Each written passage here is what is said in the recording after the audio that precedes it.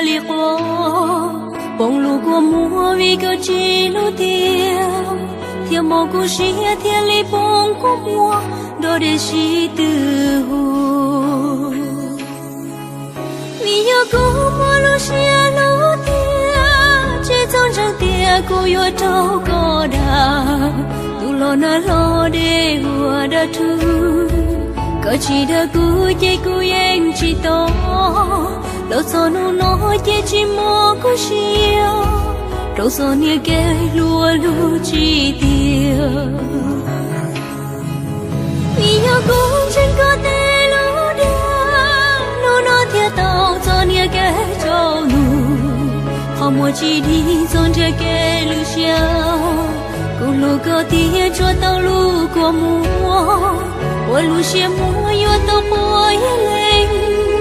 你有多看这些路过的。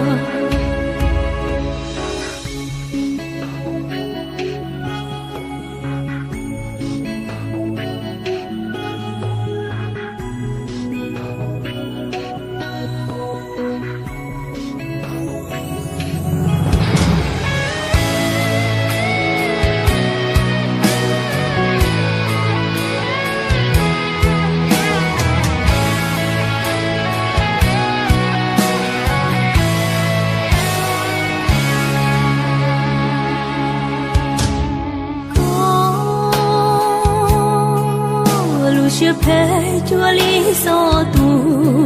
cu cho cô mùa che chua lý đê na lu xiên giá lu coi lên cu sau tu khen vì lu có thân cho để cho cô cho ya lý cho đê na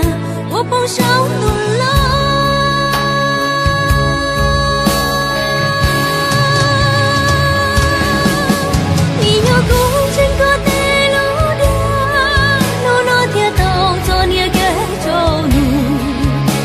chỉ đi dọn chơi kê lì xia, lù có tia cho tao lù của mùa, lù xia mùa yo tao bồi lên, bây giờ tôi khen cho xia lù.